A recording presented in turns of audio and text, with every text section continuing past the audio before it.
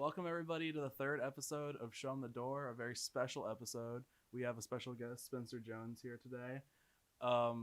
We are the official podcast of losing our intramural game 24-2. And, we normally post on Thursdays, but we had a very special occasion because we'll have our actual first interview for today. So welcome to the show, Spencer Jones. Well, thanks for having me. You have a good time. It's an honor to have Spencer Jones on the pod. But, let's start off with, I guess, the biggest moment of what my limited knowledge of you, but your biggest moment of your career, which was that Stanford game, right? Right. Yeah. And I guess that technically was the semis for the College World Series. Because that NC State stuff that happened. So take us through that moment real quick. So I knew that I was going to get an opportunity to play at some point that day. I didn't know when it was going to come, but I knew based on how the game was going, late in the game, they were going to give me a shot off the bench in some capacity. But, I was just hanging out. There was like one out in the ninth inning, and I get a tap on the shoulder like, "Hey, Spencer, on deck." I was like, "Oh, all right, let's do this." And in that moment, there wasn't fear or anything. It was more like you appreciate those feelings of uneasiness in the moment because you realize that's the most fun part of playing the sport. It's that's why you're there. That's what all the work is for. And so, I'm sure if you see a clip, I don't really warm up. I'm ready to go. The second that he tells me I'm in, I'm in. I'm there. Yeah. I take one warm-up swing. I'm like, oh, I feel good. Let's go do this. And so stepping in the box, just clear mind, I was like, I'm just going to hit his fastball because that's what he was beating a lot of guys with. I knew his breaking ball was good. I was just trying to eliminate that pitch and just not swing at it. But, first couple pitches, he was throwing hard. I remember seeing the first pitch, oh, wow. He's really throwing it. And then next one came by, 1-1 count. Threw me another fastball. I hit it in the hole. Shortstop made a good play, but we were able to go first to third on it. And then Enrique did a great job squaring up that breaking ball. And so I go first to third. And I always tell people this, but nobody believes me, is I get to third base. Corbs looks at me in the eyes, and he's like, "Hey, heads up pass ball here. I think he's going to throw a breaking ball. I think he's going to throw it in the dirt. So just be ready to score." Sure enough, crazy. Next pitch, air mails it. I go running into home plate. Biggest moment of my life so far. So. Yeah, that was on Beck, right? Yeah. Pitcher. He was kind of dealing for a couple innings there at the end of that Stanford game. I remember. I think we actually had 2 outs by the time Javi got up there and got the walk. 2 outs? Yeah, it was till then. You were, I think, then you would have been. I guess Javi would have been, but then you would have been that 27th out, and then obviously you had that great base hit, and then I think they had an error on throwing. They got the Javi to third, I think. Mm-hmm. That was, a crazy moment, obviously, for Vanderbilt baseball as a whole. It was incredible. I watched it from home, and I was going crazy. But I guess, what were the emotions when you got on first base and you realized that you had continued this rally, I guess, towards eventually winning that Stanford game? Yeah, I knew that there was still work that had to be done. We still had this plate Javi in some way. And the fact that Enrique hit first pitch, there wasn't really much time to think about it. It was more I got on first base. First base coach was like, "All right, good job. Just be heads up here trying to get to third base." And then, not much time in between, Enrique gets that hit. So. Yeah, you're up there, you're ready to go. No time for emotions, really. So I guess next would be, you get to third. Corb says that to you. What are you thinking in that moment of he's like, "I'm feeling that you're coming home"? What are you thinking right there? I was thinking the same thing. I was in the moment. I was going to look for any opportunity to score that last run. Whether it be on a pass ball or an infield ground ball, I was going to score. Mm-hmm. So. Yeah, that's what's up. You see the pitch going high, and just instinct, you go home immediately. Mm-hmm. You're there. You hit the plate. What's it like to get it done for your team like that? What does it feel like? It's hard to explain that moment because it's you're there, you experience it, and then in the moment you don't really, understand the gravity of what happened and the situation. It wasn't until a couple days later I was like, oh my God, that was actually a really cool moment. What happened there? But for me, it was more I was running to the plate and I was like, just make sure you step on home. I didn't want to be that guy who just misses home plate and goes to celebrate and gets tagged out. But yeah, the second I saw that pitch sail, and tip the catcher's glove, I knew that was my opportunity to go. Yeah, so you're gone. That's what I'm talking about. That's one heck of an opportunity to seize, and that's something we've talked about is seizing opportunities, Chris. When I think if I remember correctly, everybody kind of came out and mobbed you after you stepped on home plate, which is what happens. How was that? Like just having everybody come out and mob you as you essentially you scored the winning run. I mean, it was just a celebration of everybody. I feel like a lot of things happened in that game. A lot of clutch hits. Guys came out of the bullpen and pitched well. So I guess that final moment of everybody around me was really just a group celebration of what we went through that night. And finally reaching that point of victory was, gratifying for everybody. Yeah. All right. Well, I guess we can move to more of like your earlier baseball career. So you came out of high school and you were actually drafted, right? Mm-hmm. And what made you choose Vanderbilt? So for me, I was hurt going into my freshman season. I broke my elbow after during my senior year of high school. And so like I had, some draft hopes as every prospect does, but I kind of realized in the grand scheme of things, it was like that made me really realize your body's fragile. You have to take care of your body, the importance of it. And I knew that at Vanderbilt they were going to have a good routine for me in taking care of my body, lifting consistently, getting school done on top of that, and setting myself up for more than just a baseball career. Because I had a lot of friends who went into baseball, kind of fizzled out, and then they don't really have much else to fall back on. So I mean, part of it was having the backup plan. Part of it was, wanting to compete in the SEC. There's a lot of factors that go into it. My family, I would have been like the first one in like 2 generations not to go to college. And so my mom was like, you're going to go to college. It's like, I mean, I can't argue with mom, right? Uh-huh. So here I am. That's what's up. So when you signed your commitment, were you thinking before any injuries or anything, were you thinking you're going to pitch at Vanderbilt? I hoped of actually pitching and hitting. So I was always a better hitter than I was a pitcher. I just kind of picked up pitching in like the last year before I went to school. And I was like, well, let's see where these can take me. And then, pitching had, other plans for me. Kind of got banged up a little bit. And then that kind of just made it more clear that I'm just a hitter in this moment for right now. Yeah, because you're 2-way player of the year, 2018, and then coming in now just all hitting. I guess kind of what's it like to have that idea of, I'd like to pitch, and then now you got to focus. It's all hitting now. Right. So for me, it was like in high school early on, it was like I was just a hitter. Like all I would do was hit. And it wasn't until the end of high school that I started pitching. And I felt it kind of take away from my hitting a little bit. I wasn't really balancing the two of them as well as I could have, but I knew I could. I knew I could do both. And, once I got hurt, I was like, why am I pitching? I've only been pitching for a little bit. Let's just focus on hitting because I like playing every day. And that's what I'm used to is just, consistent routines as far as hitting and, not really I don't really want to be one of those guys who sits in the bullpen. It's like, when am I going to play? I'd rather just have the idea that I'm playing every single day just to stay in routine. Yeah. That's what's up. Chris? So I guess now, or moving closer to now, I think you're listed as a utility player on the roster. What position is like your favorite to play? I like to call myself a baseball player. So Okay. I mean, it doesn't really matter what position I play. I can play, right field, left field, center field, first base. I mean, shortstop if they'd let me. Whatever they want me to do, wherever they want me to play, it doesn't really matter to me. At the end of the day, as long as I'm playing, as long as I'm on the field, contributing in some way, and so I like being a utility player. It's one of those things where it's not as limiting as being just like a third baseman or just a right fielder. It's one of those things where it's like you can do just whatever you want. That's kind of how I like playing. Yeah, but you don't have like a preference for like one position. If you had to pick one, what would it be? I feel like center field, but I mean, I played center field this summer, and I like running around and feeling in control in the outfield. I mean, I just like all outfield spots in general. I played a lot of first base in high school, and then they moved me to first base when I got here.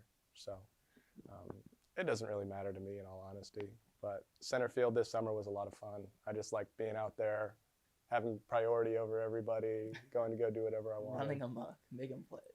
So you played in the summer down in Florida, and you were all league honors, I believe. In the Cape. In the Cape Cod League, yeah. What was that like going down there, playing baseball with all sorts of other people?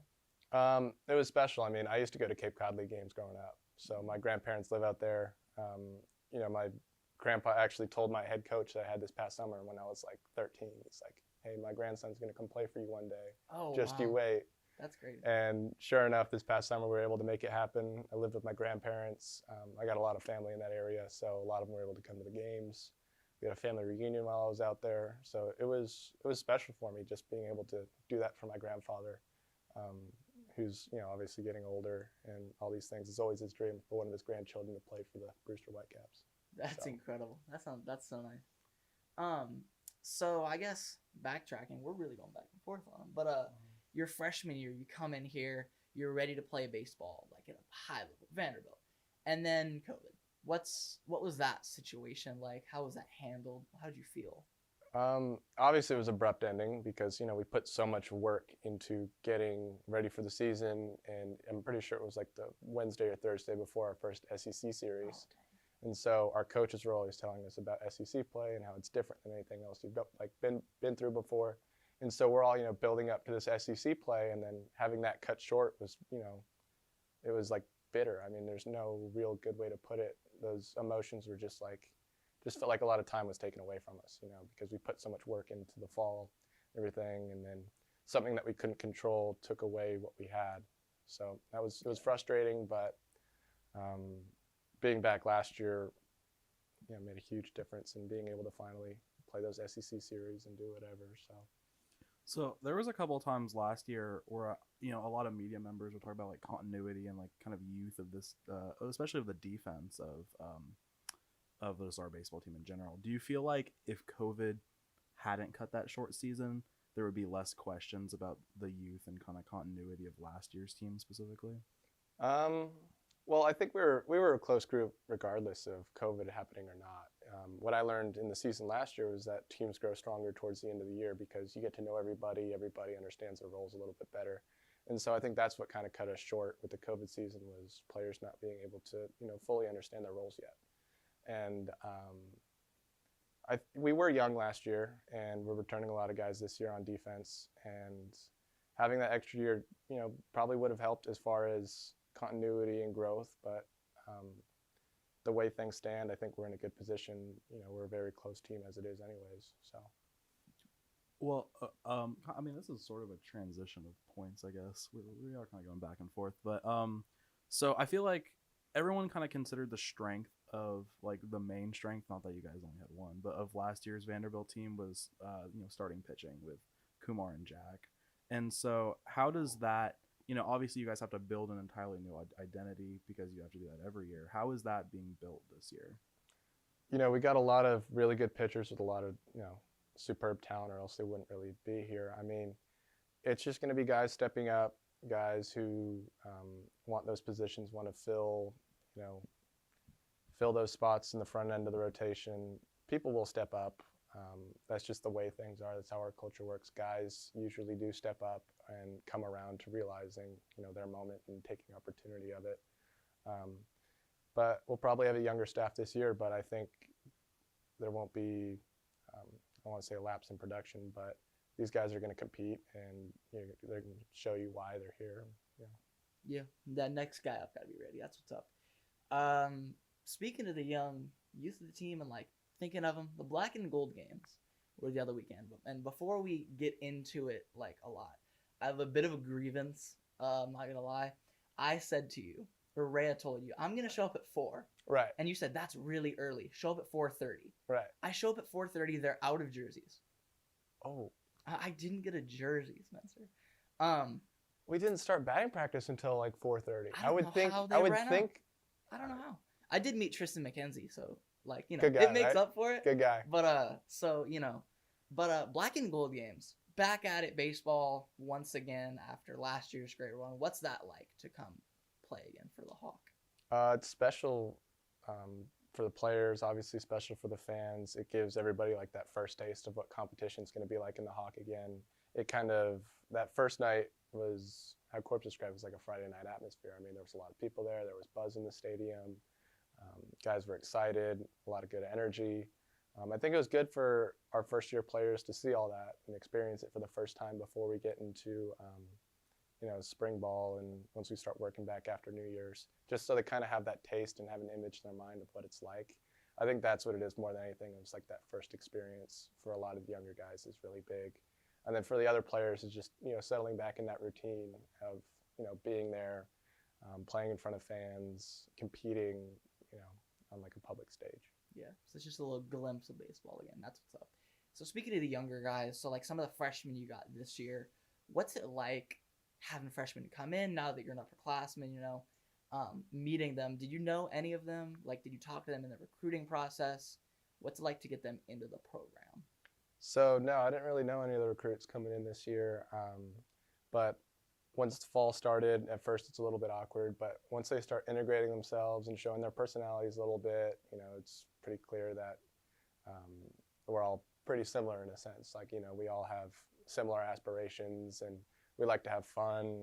Kids love to laugh. I mean, the locker room, it's people laughing nonstop, dancing, lots of music, a lot of talking. So everybody gets along pretty well. It's interesting being that junior, talking to freshmen, because I remember being that freshman at one point and looking up to these juniors, like they had all the answers and all these different things. And for me, it's like I see myself, Corbs kind of describes it as like a big brother role, like in a mentorship role for these younger guys that need help understanding, what the next steps look like, how it takes to have a routine, what it looks like, staying consistent, just kind of little things like leading others through positive examples and being there for them when they need you. Yeah, that's what's up. One thing you talked about was the locker room, laughing stuff. So I was wondering, I might know the answers at a class with him. He's cool. Who's the funniest guy on the team? Funniest guy on the team? You can't really put a definite funny guy on the team. We got a lot of characters. I mean, it depends on what you're looking for. I mean, TJ McKenzie's hilarious, Javier, Parker Noland, Nick Maldonado, some of the freshmen, Rob Gordon, he's hilarious. Danya Evans, one of the sophomores, is hilarious. Hunter Owens, like team spirit all the way. He's unbelievable. He's hilarious. It's just kind of a mix of guys, and it's just a blend of personalities. I wouldn't say there's one definite funny person, but it's just the group aspect of it makes it so much fun. Transitioning back, who's the best dancer on the team? Javier Vaz, without a doubt. He is an unbelievable dancer. Miles Garrett's great dancer. TJ McKenzie, they got rhythm. On Javi's stories, every once in a while, I would post a little video of him, Parker, and TJ just all dancing. It makes my day. That's hilarious. And Javi does the backflip in the game setting. I see it every time, and I'm like, whoa, I can't make my body do that. That's what's up. What other questions like this we got, Chris? Got to bring another good one. One that I'm putting in isn't coming. Oh God.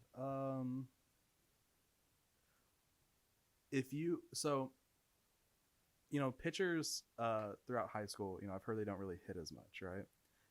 Who has the ugliest swing of pitchers on the team? I haven't really been able to see the pitchers hit too much, but from what it looks like, This can include last year too.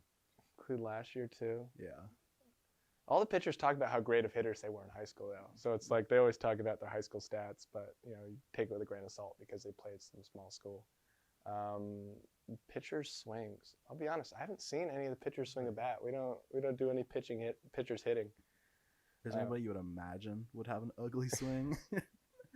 Going back to Michael Doolin.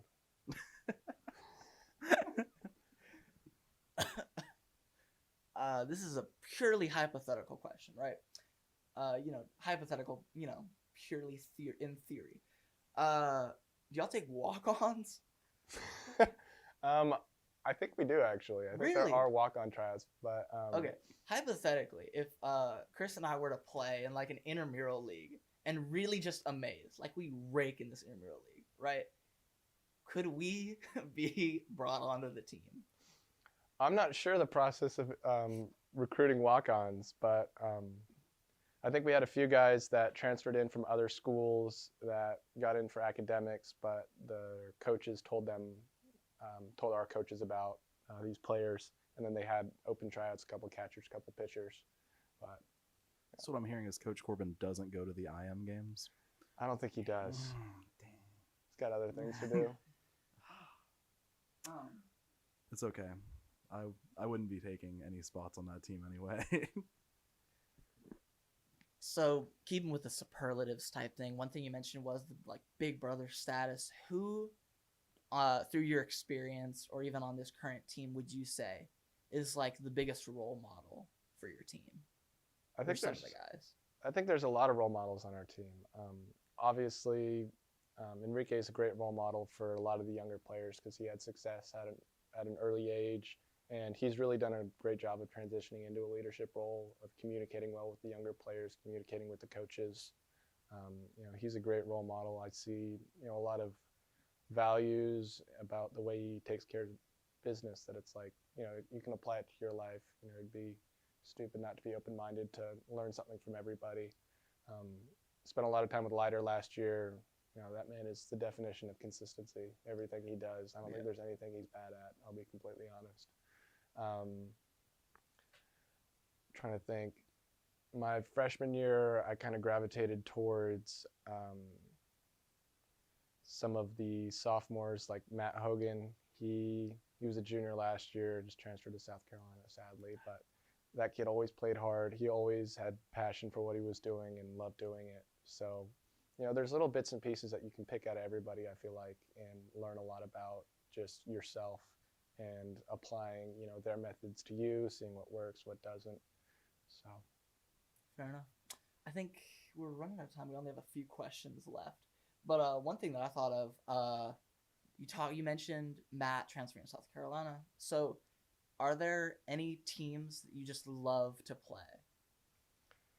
I love playing all the SEC teams, only because it's one of those things where it's like, growing up, I didn't really know much about the SEC. I kind of came to Tennessee and Nashville and Vanderbilt not really knowing much about the Southeastern Conference. Part of the reason why I wanted to come to Nashville was because I had a feeling I'd never really come down to the South in my life, being from California. I wanted to try something new. And so anytime we play an SEC team, SEC weekend, everybody's kind of geared up. Like you want to show it off against the conference. So I love playing SEC teams. I love playing California teams only because I'm from there. Pac-12 teams, that kind of thing. Is there any team, specifically probably in the SEC, where it's like you go to an away game and they're just like, it's like a really, really like rough crowd. I don't want to say rough as in like, like bad people, but like they're like, really passionate about their fan base and they kind of give you guys some trouble for being the away team?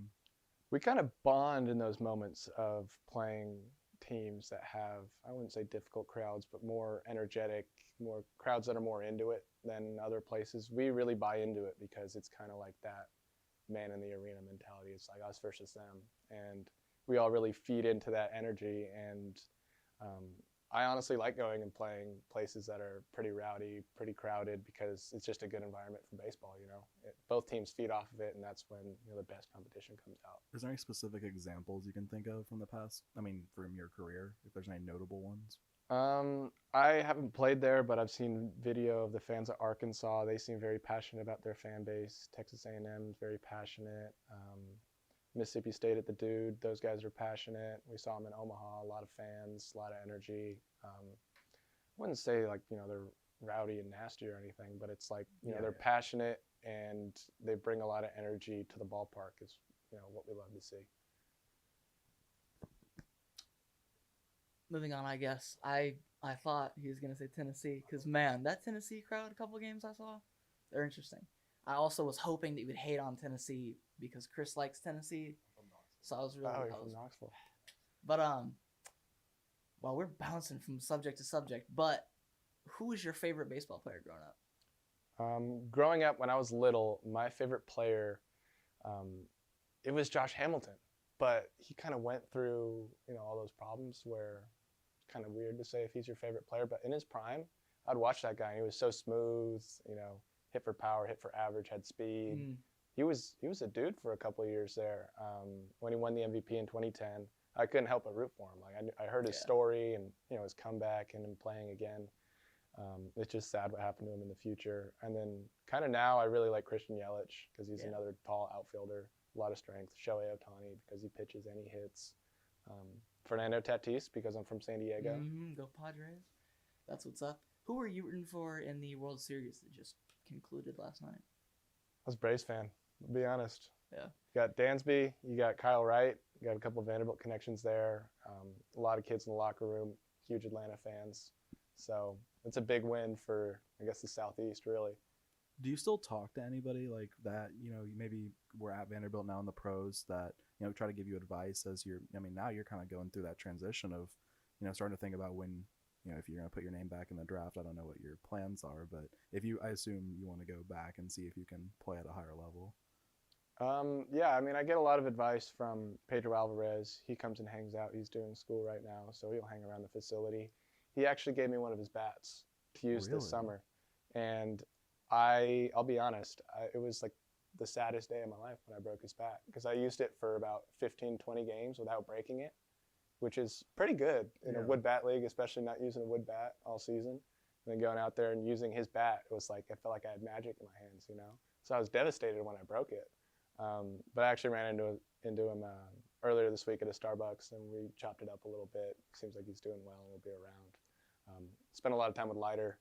He's in the area. He's doing classes right now, so I'm still able to hang out with him, which is big. But I'm sure the network will only expand as my life progresses and moving away from Vanderbilt. I guess we don't have time like almost at all, so let's end it with kind of a more fun question. If you had to build a 5-man starting roster for a basketball team with the current roster, who would be each position? I don't really know basketball positions, but I can give you a starting 5. Okay. So we're going to have Thomas Schultz. Guy scored 2,000 points in his high school career in basketball. Really? He's a stud. Got to have Sam Leboki. Guy's a knockdown shooter from what I've seen. We could either have I could see Javier dribbling up the ball, or I could see Calvin Hewitt. He's actually pretty good down there. Dom Keegan, lockdown, and Tate Colwick. Are you putting yourself on the team? I'd like to include my teammates before I include myself. I'd say I'm more of an athletic playmaker. I wouldn't really say I fit into any of the roles, just kind of whatever you need me to do.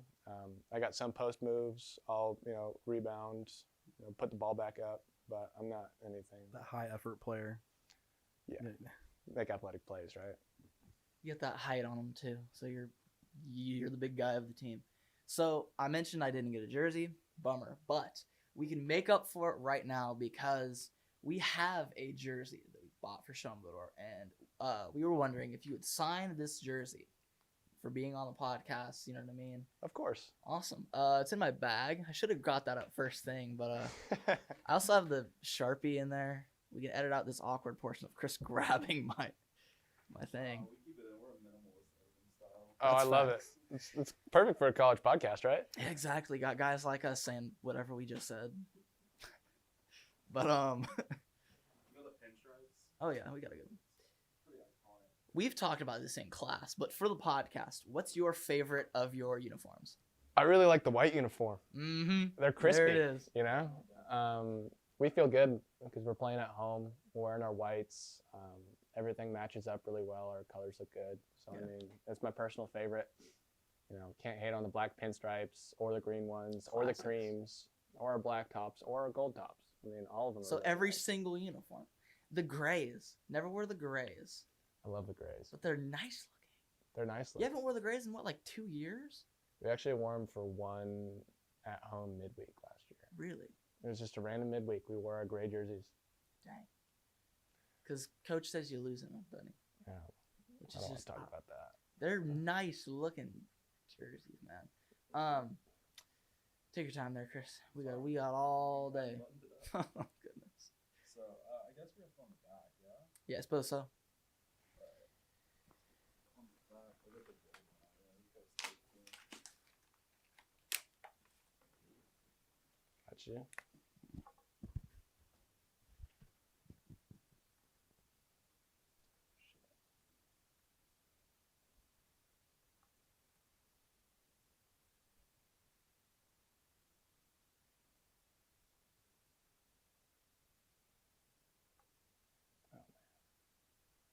There we go, boys. Writing on a jersey is tough. It's hard to do. It is tough. But there you have it. Spencer Jones, thank you very much for your time. I appreciate you coming out here. Yeah, thanks for talking having to me. us. It's been good. Tune in for our regularly scheduled program coming out probably tomorrow. So thanks. We'll see you tomorrow. Bye.